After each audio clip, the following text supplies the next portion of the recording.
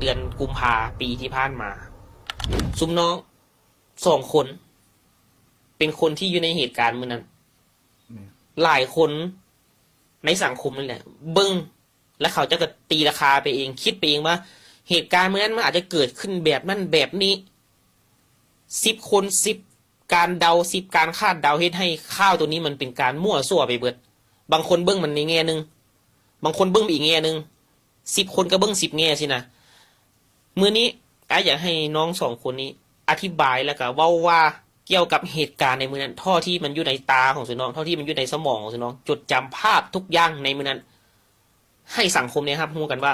เหตุการณ์มื้อนั้นมันเกิดขึ้นแบบใดและมันจบลงแบบใดทั้ง2 คนสุน้องเลย คือตัวนี้เนาะ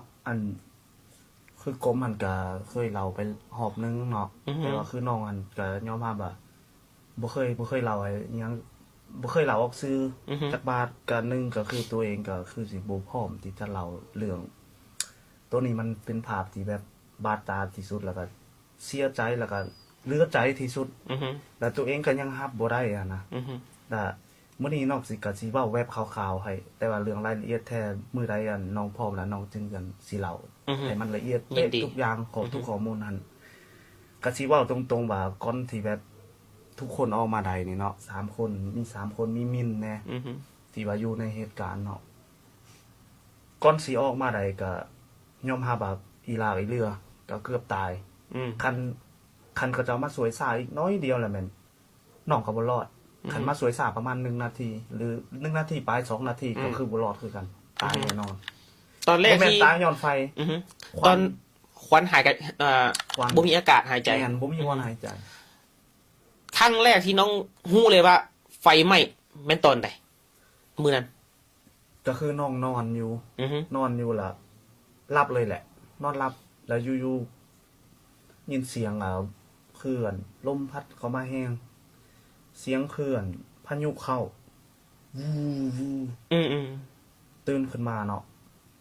ก็ถามมินแน่ว่าเป็นเป็นเสียงอีหยังคือเป็นจังซี่หั่นนะก็ทุลักทุเลหั่นแหละแต่วันนี้มินก็ตื่นขึ้นมาพอน้องไปต่อยเอาปุ๊บก็ให้ลุกหั่นนะเราก็ตื่นขึ้นมาก็บ่แม่นพายุเข้าติ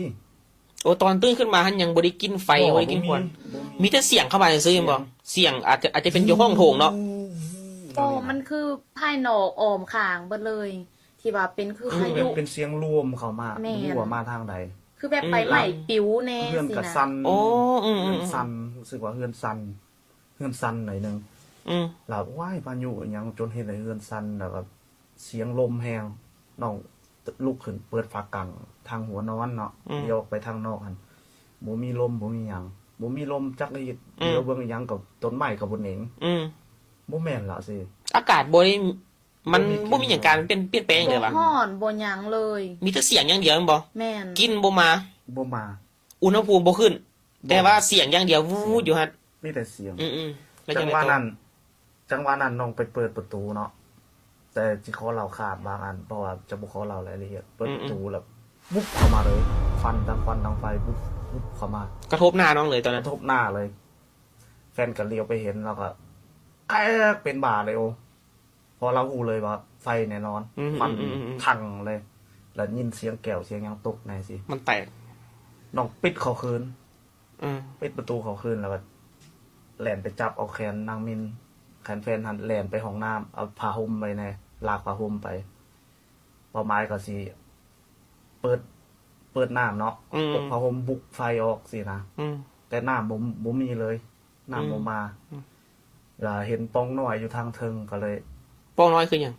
ป้องส่องดูดอากาศของส่องดูดอากาศดึงเอาเราออกส่องดูดอากาศที่เอาออกไปนี่เป็นดูดอากาศในห้องหรือว่าในห้องน้ำในห้องน้ำห้องน้ำให้เป็นห้องน้ำติดห้องนอนถูกบ่ประมาณซ้ำนี้นึงอยู่ในห้องนอนเลยห้องน้ำห้องน้ำติดห้องนอนมี2น้อยเอาเราออกมาได้แล้วเราจึงเฮาออกบ่ได้ตัวใหญ่น้องออกบ่ได้จังหวะนั้นควันเข้ามาหายใจบ่ออกแล้วน้องหายใจบ่ออกเริ่มหายใจบ่ออกมีแต่ปนหายใจบ่ออกเราอยู่ในมีแต่ปนหัวออกมาพอปนหัวออกมาหายใจได้แล้วให้มินออกไปก่อนถิ่มโทรศัพท์ออกไปพอข้อมูลอีหยังลูกค้าอีหยังทุกอย่างอยู่บนโทรศัพท์เนาะหลังจากปนออกมาปนก็ต้องได้จับมือขึ้นได้เพราะว่ามันได้เย็บซักโครก แล้วปีนขึ้นอีกเด้ อืม ป้องมันอยู่สูงเด้เหยียบพื้นห้องน้ำแล้วขึ้นบ่ได้แน่นอนเหยียบสักหกขึ้นไปแล้วก็โดดขึ้น จับ ดึงกระโตออก จังหวะนั้นแขนต้องมีกล้ามหน่อยนึงจึงอยู่ได้โดนคัน ไปจึ้งอยู่เนาะ โอ้จึงไหน โชคดีที่ว่าหัวสะโครกบ่แตก จึงออกมา เป็นบ่ แม่นคันว่าสักหกแต่ก็คือจบบ่ ทั้ มี งสองเลย นั่นคันอยู่พื้นกระโดดขึ้นบ่นั่นบ่ฮอด บ่ฮอด แนวใดก็บ่ฮอด ต้องได้เหยียบสักโคกแล้วก็โดดอีกวันหนึง อืม จึงฮอดแล้วจับแล้วจึงอันป้อนหัวออกมาหายใจเนาะดนไปวันนี้เฮาท่าดนเด้แห้งเฮาก็บ่มีแล้วได้วันนี้แล้วป้องหันกับควันอยู่ในกับถังออกมา ในขณะที่น้องเอามินออกไปฮะมินไปเอิ้นคนมาช่วย ถ้ามิดเราก็ยักสวยน้องแต่ว่า อ่า เราอยู่หลุมกันอยู่บ่ฮอดอยู่สูงเด้น้องอยู่กระเทิงพุ่น อืม เราป้อนหัวออกมาหัวเราตกหอยลง อืม แล้วอันนี้จึงสิเล่ารายละเอียดอีกวันหนึง อืม ลาคันน้องป้าปุ๊บหัวเรา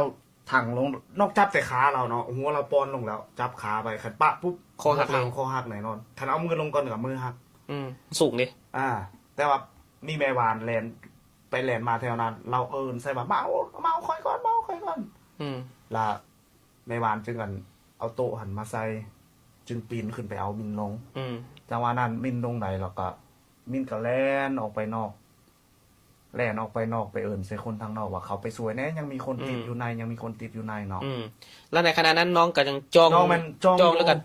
ป้อนหัวออกมาหายใจ แต่ว่าหลังๆก็หายใจบ่ได้แล้วเพราะ ถ้า ว่า เบิดแฮก็เป็นตกเลยเนาะเนาะ ตกลงคือจบ อืม ละหลังๆก็หายใจบ่ได้คือกันอยู่หันเพราะว่าควันทางในมันถังออกมาปองหันกับควันกับถังมาเมดโอ้หายใจบ่ได้เราอยู่หันกะ ปองก็หายใจบ่ได้แล้วก็โตกับเมื่อยไปเบิดวันนี้ บวกกับตกใจหลายๆอย่างเลยเนาะจิตตกบ่ได้พันยีว่า ป แล้ว องก็หายใจบ่ได้หลังจากน้องคิดว่าโอ้ตัวเองบ่รอดนะก็คิดว่าขอให้เอื้อยให้น้องสาวคิดเห็นหน้าน้องสาวกับเอื้อยเลยแต่จังหวะนั้นว่าให้กระเจ้าออกได้เด้อคอยบ่รอดก็ยาสินะบัดนี้เฮาก็คิดว่าต้องสู้ให้ถึงที่สุดบ่ปะมือลงคันปะลงก็คือจบบัดนี้ป้อนห่วงมาหายใจอยู่หันก็บ่ได้นะมันน้องเอามือซุกเพดานนั่นห้องน้ำซุกกำปั้นซุกทะเลิกหมดอันนี้ซุกขึ้นไปศอกหาบอลหายใจซุกขึ้นไปเราเอามือข้าวไปนำเพดานป้อนขึ้นเพดานเพื่อศอกบอลหายใจนะจังหวะนั้นคือบอลใดมีบอลหายใจคือลุยไปอย่างเดียวป้องเยี่ยมก็หายใจบ่ได้แล้วควันมันมาหลายควันถังป้องเยี่ยมน้องออกบ่ได้เพราะว่าบาลัยน้องใหญ่ครับ ท้องดูดอากาศมันก็30-35น้อยเดียวนั่งมินก็ได้แก่เสือจึงออกได้พอดีออกหลายนางมินพอดีแท้ๆแบบคันน้อยก็นั่นกับนางมินก็ออกบ่ได้ออกไปไหนน้องเริ่มบ่ไหวแล้วอยู่ๆน้องสิปะมือเลยคันป้าคือจบคือตายอยู่ของน้ำแน่นอนนางมินแลนมาพร้อมกับคนเขามาว่า